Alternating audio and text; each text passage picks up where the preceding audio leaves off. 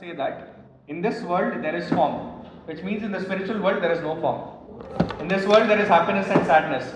In the spiritual world it is neutral, no happiness, no sadness, like that. Right? But the Vaishnava understanding is that spiritual world is not the opposite of material world. It's just a reflection, which means here there are relationships, but these relationships are based on anarthas, lust, anger, greed, and all that.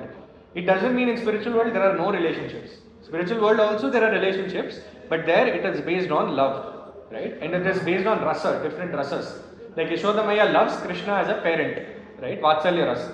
Gopas love Krishna as a friend, Sakhya ras. Gopis love as lover, Madhurya ras. So like that there are different rasas.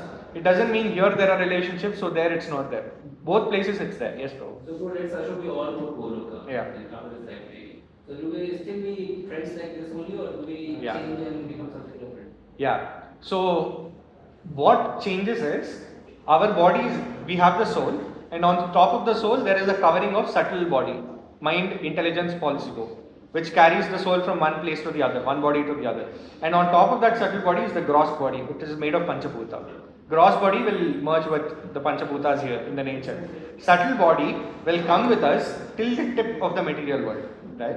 Once we cross the material world, the subtle body breaks. When it breaks only, we can cross the material world. And then we go to Brahmajyoti, and then we go to the spiritual world. When we go to the spiritual world, there is only the spirit soul. And that spirit soul has a spiritual form. That form will manifest when these coverings are removed. Now, in terms of our relationships, like we met all of us here, will it continue there or not? If any relationship is made with the basis of Krishna in the center, that relationship continues eternally. It will continue even in Goloka Vrindavan. And the proof of that is, when Dhruva Maharaj, Nanda Sunanda came to take Dhruva Maharaj back, Dhruva Maharaj said, "No, I will not come if my mother does not come." Now he didn't say, "Arey, I am spirit soul, in this body she is my mother, in another body somebody else is my mother, why should I care about her?" He didn't say that. He said, "If my mother comes, I will come." And Nanda Sunanda said, "She is already going on top. See, she is going before you, she will wait for you, you also come." Then Dhruva went. When the Pandavas started climbing to Swargarohini, we know everybody started shedding, one by one everybody. Only Yudhishthira Maharaj went to the top. When he went there and he met Yamaraj, he said, "Where are my brothers? Where is Draupadi? Only if they are there, I'll come back." And he said, "Don't worry, we'll bring them also." Again, the Yudhishthira Maharaj didn't say, "Arey, they are brothers in this life. I have so many brothers in so many lives," right? Which means, in material relationships also, if we make Krishna as the center, that relationship becomes spiritual. And anything spiritual is eternal. Because Krishna is the source. It's based on spirit soul. It's not based on the bodily relation, biological relation. It's based on a spiritual connection. And that will continue. But all the biological connections we have, father, mother, relatives, brother, all of that, if Krishna is not the basis, it ends with the body. But spiritual relationships doesn't end. It continues eternally. Okay? So that's the understanding. This imperishable banyan tree, right? Firstly, the question might come, if it is imperishable, how can we conquer it? What do you think? Krishna is telling this is imperishable. Ashwattham Prahur Avyayam. Avyaya means cannot be broken. What do you think?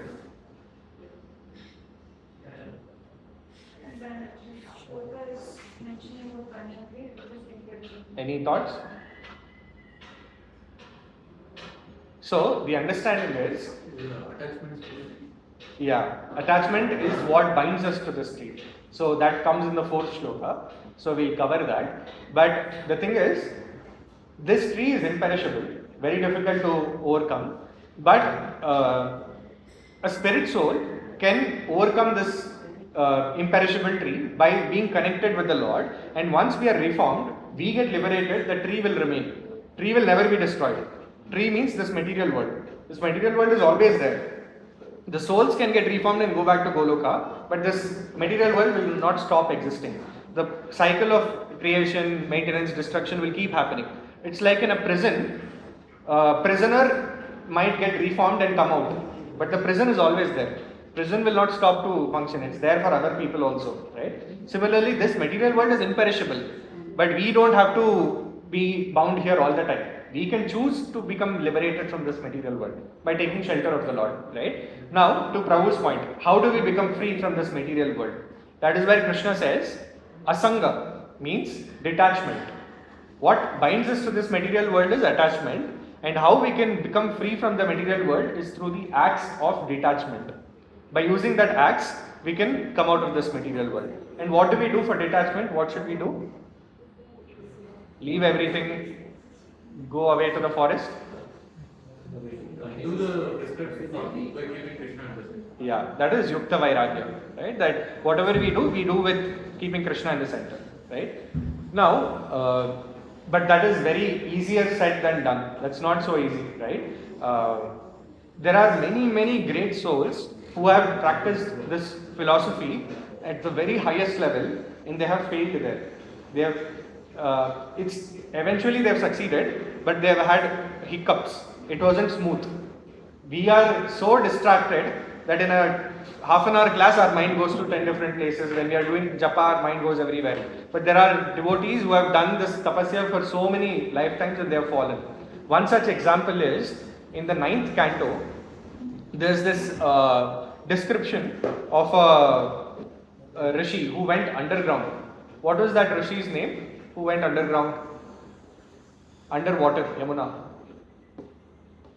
He cursed Garuda. Anybody knows? How can I forget his name?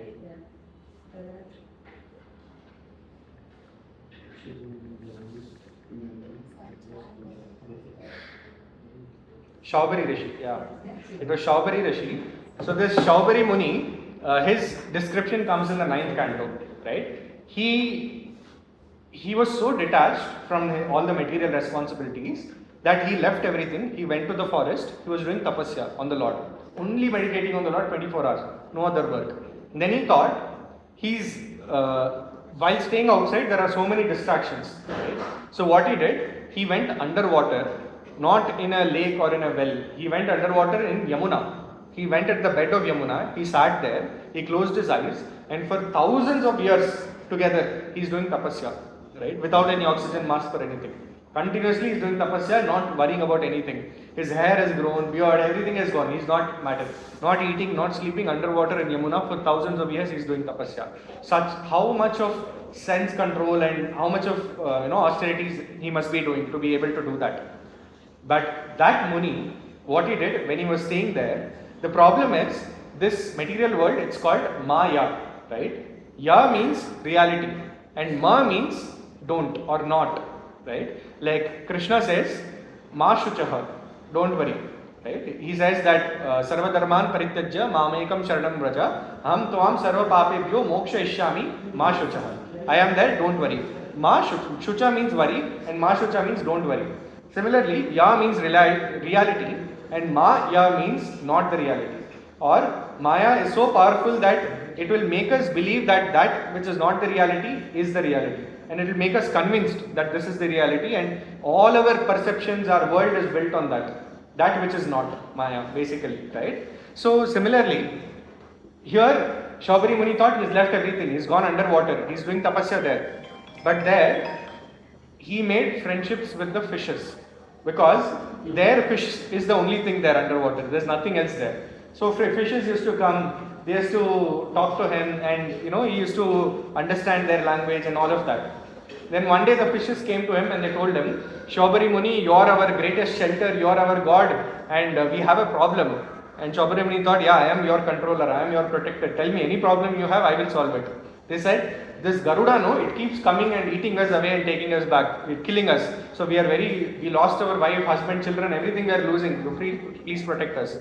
Shaubari Muni cursed Garuda, that if Garuda ever touches these waters of Yamuna where I am there, it will be destroyed, it will be killed. Now Garuda Dev, we discussed the pastime of Garuda, and we know how he is specially empowered by Mahavishnu. He wouldn't have, anything would have happened to him. He's beyond, devotees of the Lord are beyond karma, beyond everything, beyond curses and everything. But out of respect, because Shaubari Muni was a devotee of the Lord, so out of respect, he stayed away. He didn't touch that part of Yamuna. But then what happened there? Because Garuda was not coming, Kalia and Garuda had a fight. And Garuda almost destroyed Kalia. Kalia had nowhere else to stay. And Kalia was looking for shelter. Where can I go where Garuda cannot come? Then Kalia got to know about this curse. And Kalia came to this place in Yamuna. because of Shaubari Muni's curse, he knew Garuda won't come, so Kalia came and settled there. Because of which, the whole Yamuna got polluted. And then these fishes, which were killed by Garuda, if they were killed by Garuda, they would have gone back to Vaikuntha. Now they were being killed by Kalia, and they are going into hellish planets, right? They are suffering. So, this is a mistake that we all do as well, right? In the second chapter of Bhagwat Gita, when Arjuna tells, these are my people, my brother, my grandfather, I can't kill them, Krishna tells him that by having compassion on others at the platform of the body, it is like you are saving the dress of a drowning person. What use is it if you save the dress and bring the dress back? The person is anyway drowning. You have to bring the person back, take him out, right? So this body is like the dress. And if our compassion is only at the platform of body and not at the platform of soul, that is very dangerous. So Shaubari Muni did that mistake. And because he did Vaishnava Aparadh of cursing Garuda Dev, naturally his fall down was supposed to happen, right? It was going to happen. What happened was, Shaubari Muni, while doing tapasya, he opened his eyes and he saw two fishes mating. When he saw that, he got the thought, even fishes are enjoying. What am I doing? After having so many mystical potency, mystical energy, tapasya, this, that, and all of that, I am still here, not doing anything. These fishes are enjoying so nicely, so I should also enjoy. He got that desire. He came out of Yamuna. He went to the king of Mathura. At that time, it was King Mandata. He went there. He had 50 daughters, that king, and he told the king, I want to marry your daughters. Which daughter will you give? Now the king didn't want to give one daughter also. But he can't say that to the rishi, right? So he said, I will organize a swayamvar. Whichever daughter chooses you, you can have her. Because the king saw that this rishi had beard and very old and very frail, not eaten anything. Who will want him? He thought, okay, that's a polite way of saying no. So he said, whichever daughter chooses you, I will give her. Rishi Shaubari Muni said, okay. Then he went. The swayamvar was organized. By his mystic potency, Shaubari Muni transformed himself to a young body, young man. And all the queens, they said, oh my God, such a handsome man, we want to marry him. All 50 got married. And they got married to Shaubari Muni. Then with each of them, he had 100 children. He did entire Grahastha life. And for thousands of years, after all of that Grahastha life, 50 wives, 5,000 children, 500 children. After all of that, then he realized, what am I doing? Where was I sitting underground, remembering the Lord all the time? No, I'm stuck in the Grahastha life, children, school bus, this, that, and all. I'm stuck here, right? I'm not thinking of the Lord at all. What am I doing? And then he realizes that. Then he takes Vanaprastha, goes to the forest. His wives also accompany him as Pativrata, as Sati. They also go with him to the forest. And then after that, he takes sannyas. He goes into the forest and then he gives up his body and goes back to Godhead, right? But this pastime is explained in the Srimad Bhagavatam to show us that Shaubari Muni, so powerful, so austere, he was underwater, he just opened his eyes and all of this happened. Now while we are doing our japa, how many of us open our eyes and see what is happening? And we are chanting our japa. Like this same theme repeats across multiple pastimes. We see Bharat Maharaj at the platform of Bhava, one level below Prema. He is at the footstep of Prema. So there are 9 stages of Bhakti. 4th is Anartha Nivrati. Till 4th it's very difficult to go. It's an uphill task. But after that, it's a downhill. It's very, very easy. It's natural progression. So Bhava, he is there. Next stage is Prema, the highest stage. So nobody falls down from that stage. But Bharat Maharaj left everything, went to the forest, and there what did he do? He got attached to a deer. Right? The person who didn't get attached to family, kingdom, royalty, nothing, he got attached to a deer. And he also made the same mistake thinking, I am the protector of this deer. If I don't take care of this deer will not survive.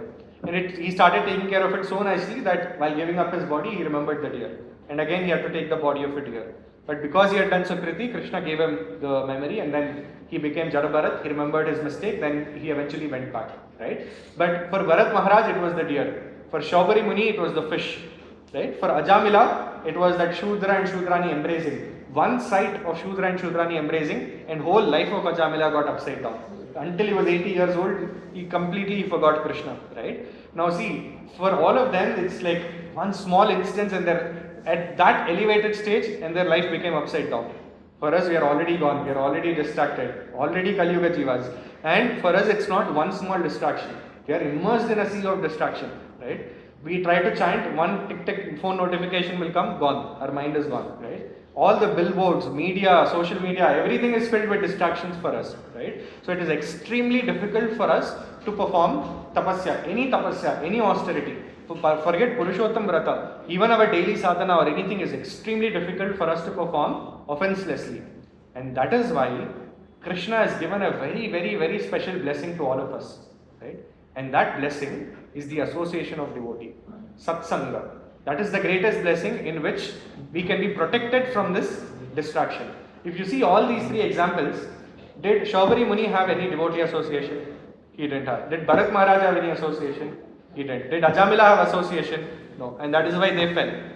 But on the other hand, even if you are ordinary, if you are not so extraordinary, not so sense-controlled, but if we have sangha, if we have association of devotees, then we can easily practice any austerity that we take, right? That is why it is so glorious to come together, hear about the Lord. In the Srimad Bhagavatam, Sukadeva Goswami, he asked Parikshit Maharaj that you have not eaten anything, you have not had anything, you are the same man, 5 days before, you were thirsty and you put a dead snake on top of Shamika Rishi's neck, right? And now here you are for days together, not eating, not drinking, and you're asking more questions. Here if I talk for 1 hour more, you'll be like, Prabhuji, please prashadam, right? We are hungry. That's what we'll all feel as humans. But Parikshit Maharaj is asking more questions, right? I don't know if any of you have observed, but at the end of the class, if it is a long class, 2.5 hour class, and then the speaker asks any questions, and if one person raises his hand, I have a question, everybody else will person. This fellow, what foolish person he is, why does he have to ask now only, right? Even in school we had this. If the teacher asks, anybody asks questions, somebody asks, yes, I have a question, we all curse that person. Why are you doing this, right? But here Parikshit Maharaj is asking questions again and again, right? And Sukadeva Goswami is telling, due to shortage of time, we will skip this. Parikshit Maharaj is saying, no, don't skip. This is the part I need to hear. Elaborate this. The whole 10th canto we got because Sukadeva Goswami told childhood pastimes of Krishna are glorious, but we will move on to philosophy. Parikshit Maharaj said, no, if it's so glorious, I want to listen. And the whole 90 chapters of 10th canto came. If he had not asked that, maybe we wouldn't have got that part, right? Which is so glorious. So, Sukadeva Goswami asked Parikshit Maharaj, are you not tired? Are you not exhausted? To which Parikshit Maharaj said, Vayam hi danyatama loke guropi kshatra bandhava Vayam piva muhuttatva punyam krishna katamritam. So he says, Vayam hi dhanyatama loke. He tells to Sukadeva Goswami, don't think that I am very unfortunate because I got cursed, because I lost my kingdom, because I am going to die. Don't think I am unfortunate. He says, Vayam hi dhanyatama loke. In the whole world, I am the most fortunate. So there is dhanya. Dhanya means fortunate. Dhanya tara means more fortunate. And dhanya tama means most fortunate. He tells in the whole creation, I am the most fortunate. Because Guropi Kshatra Bandhava, in your shelter, Vayam Piba Muhuttatva, from your lotus mouth I am drinking Punyam Krishna Katamratam. Because I am sitting at your lotus feet and I am drinking Krishna Katha, I am the most fortunate in all of material and spiritual creation. That was the mood of Parikshit Maharaj. And this is the same person who has already seen Krishna in the womb of his mother. And he is telling, hearing about Krishna through you from in the association of all the Vaishnavas is the greatest blessing, right? So what more can we ask for? So Vaishnava Sangha or Sadhu Sangha is that place where devotees come together and we constantly remind each other about Krishna. Either by chanting the holy names or by talking about Krishna's pastimes, Krishna's glories, or singing about his glorification, his kirtan. Constantly we are reminding each other about the Lord. Not a moment goes where we don't remind each other about Krishna. That is what this whole material world is supposed to be also. This upside down tree, when we look at the reflection, naturally we think, okay, the original must be somewhere, right? If the tree is a mango tree and you see mangoes there, the moment we see that, the problem is when we see those mango reflection, we are jumping in the water and searching for mangoes. But instead if we ask, okay, if there is a reflection, then the original also should be somewhere. Let's turn and see where it is. And if we try to find that, and that's when we'll actually get satisfaction, right? So with material world also, anything that we see here, anything nice, anything beautiful, Krishna in the 10th canto, Vibhuti Yoga, he says, everything nice in this material world is a spark of my splendor. So anything we see, if we can connect it back to Krishna, if we can say, okay, this is good, so this is how we can connect it back, then, we can be Krishna conscious all the time, without rejecting the material world, right? So, for example, we recently saw this. There was this famous movie, right, Durandar, and it was a huge hit. Worldwide, it was a huge hit. Many people went there. Many people saw, right? So, but who is the original Durandar? Krishna. How? So, in the Rupa Goswami's Stavamala, Rupa Goswami writes a glorification of Krishna. He describes the Govardhan Leela using just two syllables, Ra and Dha, Radha. Using two syllables, he describes Govardhan Leela. And there he says, Dhare Dhara Dhara Dharam Dhara Dhara Durarudi Dhira Di Ara Radha Di Rodham Radha Durandaram. This is like a tongue twister. In childhood, we have learned, she sells seashells on the seashore. Or Betty bought a bit of butter, but the butter was a little bitter, so he went to buy some more better butter to make the bitter butter better. So all of these we have learned. Red lorry, blue lorry, all of these, right? But this is like spiritual tongue twister. There are many other shlokas like this which are tongue twisters. Like when Krishna first appeared in the dark cell to Vasudeva and Devaki, the 33 crore Devi Devatas, they came there. And they offered glorification to Krishna. And that prayers they offered starts with a tongue twister. Satyavratam Satyaparam Trisatyam Satyasya Yonim Nihitam Cha Satye Satyasya Satyam Ratanetra Satyam Satyatmakam Tvam Sharanam Prapanyam. So there they glorify Krishna, Satyam Satyam so many times. But basically they are saying he is the supreme absolute truth. And the main Satyam is you promised that you will come for us and you have made that promise come true by actually appearing. So we are very grateful. And they start their prayers there, right? But here Rupa Goswami in his Stavamala, he writes, Dhare Dhara Dhara Dharam, right? So Dhare means Mother Earth, right? And Dhara Dharam means that Govardhan mountain which is being held by Mother Earth, right? So, and Dhare Dhara, Dhara means lifting. So Krishna is standing on Mother Earth, and while standing on Mother Earth, he lifted the Govardhan Parvat which is situated on Mother Earth. Dhare Dhara Dhara Dharam Dhara Dhara Durarudi. So Dhara means stream. The stream, torrential streams of water which is coming from Samvartaka clouds. To protect the Vrajavasis from that torrential streams of water, Krishna lifted Govardhan Leela. And Dhiradi Ara Radhadi. And in all of this chaos, when the Samvartaka rainwater was coming, floods was happening, Krishna was lifting Govardhana, there was one devotee who was very, very Dhira.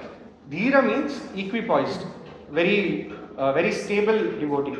In the Bhagwat Gita, anybody knows a shloka where Krishna says Dhira?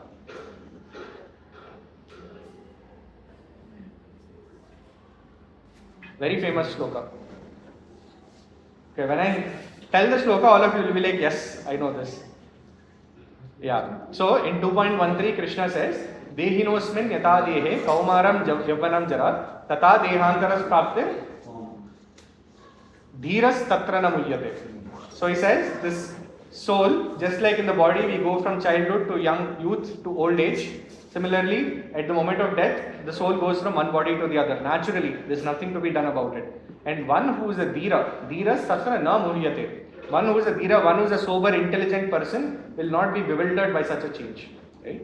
So in this way, if we study Shastras enough, every word that comes, we can connect it back to Krishna. Right? So Krishna says, Dhira, Rupa Goswami writes, Dhira di Ara Radhadi. So there was, in this chaos of Govardhan Leela, there was one devotee who was very dhira, very equipoised, and what she was doing Aradhana. She was praying. And her name was Radha. This Radha was praying very frivolously, Rodham, very crying with tears, very frivolously she was crying and praying that may this person continue lifting the Govardhan hill without any discomfort. May continue lifting. Rodham Radha Durandharam. And the person who was lifting the Govardhan hill was Durandar, Shri Krishna. So Durandar for us is not Ranveer Singh. Durandar for us is Krishna, right? He's the original Durandar. This Durandar came 2024-25. But the original Durandar Rupa Goswami gave long ago, right? The brave person who lifted Govardhan and protected all the Vrajavasis, right? So in this way, anything in this material world can be connected back to Krishna. It can remind us of Krishna. But when we are alone or when we are in materialistic association, it's very difficult to make that connection. But when we are in Vaishnava Sangha, it's very easy. Okay? So now, in that spirit, we'll chant this 20 verses of the 15th chapter together. And then if time permits, we'll sing the Chaurashtakam as well. Okay? Bhagwat Gita, 15th chapter. So, Krishna, okay, I think I started about the overview of this chapter and then went somewhere else. Krishna talks about our reality here. Then he goes about how we can overcome this material world. Then he talks about where do we end up, so his spiritual world. Then he will explain about the characteristics of his spiritual world, right? Then he will talk about while we are in this material world, how he helps us get there, right? As a Paramatma, as a spirit soul in our heart, how can he help us to get there? And then finally he ends by saying, this knowledge is the greatest knowledge to learn in all of the Vedas. This is the most rarest knowledge, and this is the greatest knowledge to learn. Okay, so these are the 20 verses. Please repeat after me. Shri Bhagavan Uvacha Bhutva Moolam Mada Shakham Ashvattam Prahuravyayam Chandam Chiyasya Paranani Yastam Veda Sa Veda Ved. Who can volunteer for translation? You can keep rotating. Supreme Personality of Godhead state, it is said that there is an imperishable banyan tree that has its roots upward and its branches down, and whose leaves are the Vedic hymns. One who knows this tree is the Lord of the Vedas. Yeah. Shall I? No, next verse we'll chant. Adaschodvam prashrita tasya shaka Guna pravriddha vishaya pravala Adascha mulani anushantatani Karmanubandhini manushya The branches of this tree extend downwards and upward, nourished by the three modes of material nature. The twigs are the objects of the senses. The tree has roots going down, and these are bound to the fleeting actions of human society. Yeah. So very important line here is Karmanu Bandhini Manushya Loke. So Krishna says this Manushya Loka, human society, is bound by karma. Right? How many species of life are there? 84 lakh. 84 lakh. In 84 lakh species, human species is the only species where karma binds us. And the proof for that is this shloka. Karma is applicable only to human beings. Karma is not applicable to animals, birds, trees, nothing. In no other species we can get good or bad effects of karma. But in human beings, human species, anything good we do or anything bad we do, there's a reaction associated with it. Which means, in this life, whatever we are doing, that will decide what we get for the next 83,99,999 species, assuming we don't get, in case we don't get liberated, right? And there's helplessly we have to suffer all those karmas with no control, unless we get another human life again, where we get a chance to correct ourselves. So this is a very important line, Karmanu Bandhini Manushya Loke. And that is why in this human body, when we have this opportunity, when we do auspicious things like how now in Purushottam Mass, we are sitting together and reading the 15th chapter, right? When we do auspicious things like this, it helps us in ways we cannot even imagine. Those karmas which we are carefully carrying from many, many, many lifetimes, Krishna destroys all of that and he helps us to overcome them. Okay? So now we'll go to the third and fourth shloka. न रूपं मस्येह तथापलोभ्यते नान्तो न चादिर्न च सम्प्रतिष्ठा अश्वत्थमेनां सुविरूढमूलम्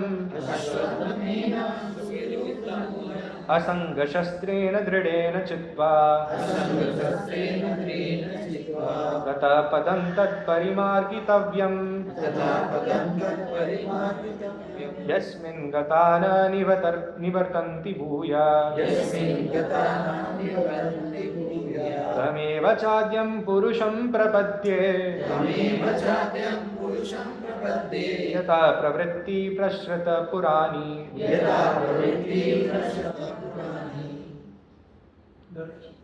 The real form of this tree cannot be perceived in this world.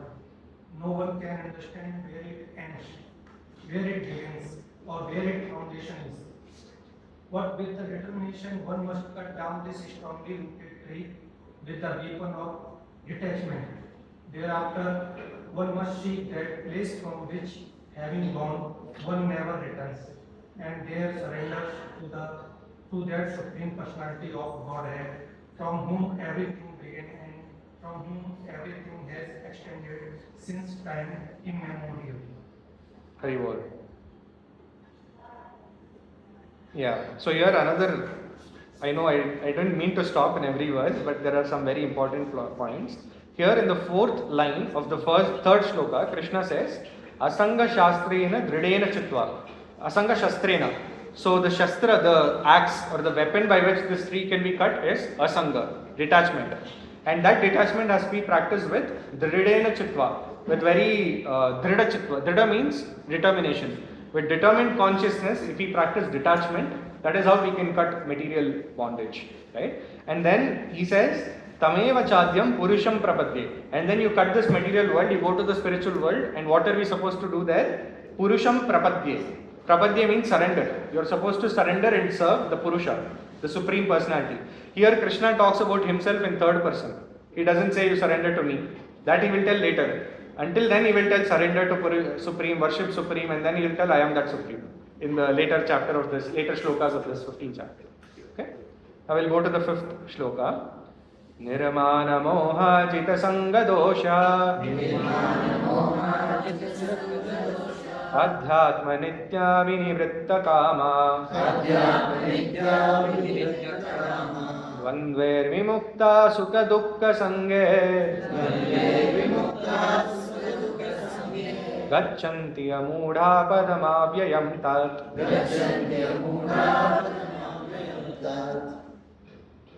Those who are free from false prestige, illusion and false association, who understand the eternal, who are done with material lust, who are freed from the dualities of happiness and distress, and who unbewildered know how to surrender unto the Supreme Person, attain to that eternal union. Okay, great. This was the first section of the 15th chapter where Krishna spoke about where we are right now, the reality, and where we are supposed to get to. From now, next 4-5 shlokas, Krishna will talk about the characteristics of his world, his eternal kingdom. Okay? Na tad bhashayate suryo na shashanko na pavaka yad gatva na nivartante taddama paramam mama. That supreme word of mine is not in human mind, it is mine by the sun or moon, nor by fire or electricity. Those who reach it never return to this world. Yeah. ममैवांशो जीवलोके जीवभूत सनातन मनःषष्ठानि इन्द्रियाणि प्रकृतिस्थानि कर्षति. The living entities in this conditioned world are my eternal fragmented parts. Due to conditioned life, they are struggling very hard with the 6 senses, which include the mind. Very good. Yeah. So we keep repeating in all our philosophy that we are part and parcel of Krishna, we are part and parcel of Krishna. This verse is the source for that. Where Krishna says, Mama eva amsha jiva loke. All the jivas are my amsha, my part and parcel. Right? And but jiva bhuta sanatana. These jivas are eternal, sanatan. They are not temporary. But still we are all temporary. In spite of being jiva and part and parcel of Krishna. That is because mana shashtani indriyani. Because of mind and the senses, Prakriti sthani karshati. We are situated in this Prakriti, in this material world, because of mind, unregulated mind and senses. But the moment we become free from that, then we can naturally exhibit the full potency of being an amsha of Krishna. Right now that is subdued because of mind and senses. Now we'll go to the 8th verse. Shariram yaddavapnoti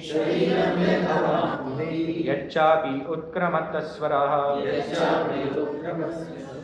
Grahitwani samyati Vayur gandhani vashayat. The living entity, the material world, carries its different conceptions of life from one body to another, as the air carries aromas. Thus, he takes one kind of body and again quits it to take another. Very good. Shrotram chakshu sparshanam cha rasanam grananam eva cha adhishtaya manaschayam vishayanupasevate. The living entity, thus taking another gross body, obtains a certain type of ear, eye, tongue, nose, and sense of touch, which are grouped about the mind. He thus enjoys a particular sense of sense objects. Set of sense objects, yes. Okay, 10th verse. Utkaramantam sthitam vapi Bhunjanam va gunanvitam Vimudhananu pashyanti Pashyanti jnana chakshusha. The foolish cannot understand how a living entity can quit his body, nor can they understand what sort of body he enjoys under the spell of the modes of nature. But one whose eyes are trained in knowledge can see all this. Very good. Now we'll go to the 11th one. Yatanto yoginaschainam Pashyantyatmani avasthitam Yatantopi akratatmano Nainam pashyanti achetasa. The individual transcendentalists who are situated in self-realization can see all this clearly. But those whose minds are not developed and who are not situated in self-realization cannot see what is taking place, though they may try. Very good. Yadadityagatam tejo Jagat bhashayate khilam Yachandramsi yacchagnau Tat tejo vidimamakam. The splendor of the sun, which dissipates the darkness of this whole world, comes from me, and the splendor of the moon and the splendor of fire are also from me. Yeah, very good. Gama vishya bhutani Dharayami ahamojasa Ushnami chaushadhi sarva Somo bhutva rasatmaka. I enter into each planet and my energy is staying on it. I become the moon and when the juice of life to all those things. Very good. Aham Vaishvanaro Bhuta Praninam Deham Ashrita Pranapana Samayukta Pachami Anyam Chaturvidam. I am the fire of digestion in the bodies of all living entities, and I join with the air of life, outgoing and incoming, to digest the four kinds of food stuff.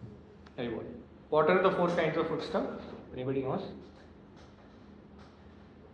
Anywhere else you heard this? Four kinds of foodstuffs. Chaturvidam. Annam Chaturvidam. Oh, it's here. Some are drum, some are chewed, some are baked, and some are served. Yes. That was there in the purport? Yeah. Yeah. It's Drawing some are chewed, some are lifted, and some are sucked. Yes. like how you eat the food that. Yeah, those are four types, right? Where else does this come? How many, you attend Mangalarti, no? Some of us attend Mangalarti every day. It's there in one of the verses we say. Chaturvida Shri Bhagwat Yeah. And? Shri Charanarvind. What does that mean? So in 4 ways, right? Chaturvida way, Go Prasad. Yeah. Yeah. What does that mean? Yeah. So it means when a spiritual master sees the disciple honoring prasadam in one of the 4 ways, it gives him a lot of pleasure. Right?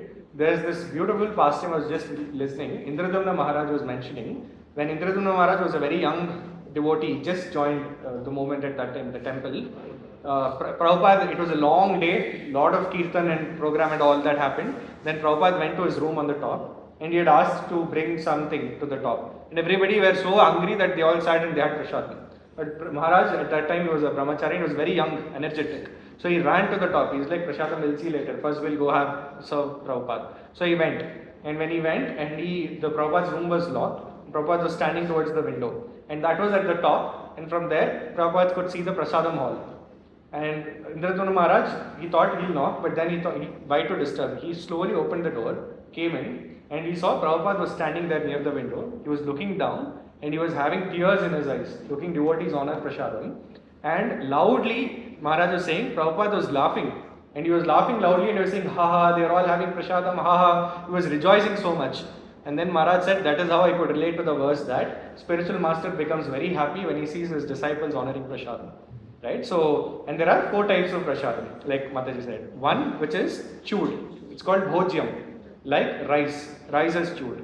The other is one which is sipped, like water, juices, all of that. Then one which is licked, like honey, right, or jam or anything else that we lick and eat, right, ice cream and all of that. And then one which is sucked and drunk, like mango. Now this is the mango season. We have to suck that and eat that, right? So these are 4 types of foodstuffs. But Krishna here is saying, we think, I'm earning my money and I'm eating, right? My food, my money. But Krishna is saying when we eat, the fire of digestion is Krishna. Who digests that once it goes inside is Krishna only, right? If I want to drink a glass of water and the glass of water is here, I might, as a soul, I might desire that I want water. But unless Paramatma, Krishna sanctions that desire, I will not be able to take that water and drink. Even for me to take my hand out, access that water and drink it, Krishna needs to sanction it. That is the level to which it goes. Krishna here is also saying, you might have food stuff, but it won't digest unless I support that, right? So that's what Krishna is trying to explain here. We should switch on the light, huh? Okay, AC, I'm not sure. Okay, now we'll go to the 15th verse. Sarvasya chaham hridhi sannivishto matta smritir jnanam apohanam cha vedesya sarverahameva vedyo vedanta krit veda videva chaham.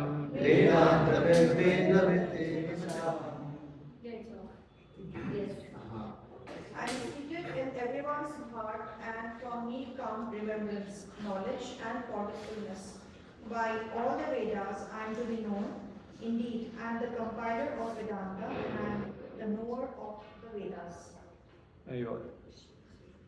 Dvau imau purusho loke Karaschakshara eva cha Kshara sarvani bhutani Utastokshara uchyate. There are 2 classes of beings, the fallible and the infallible.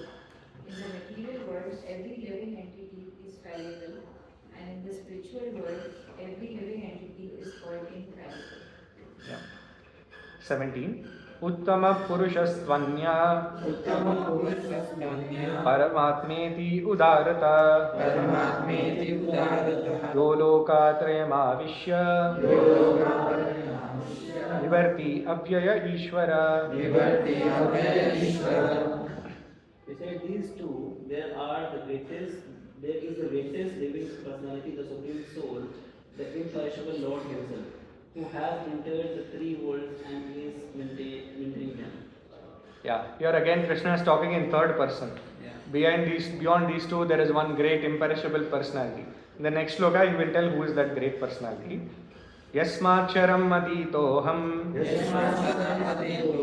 Aksharaadapi chottama Atosmi loke vede cha Pratita purushottama.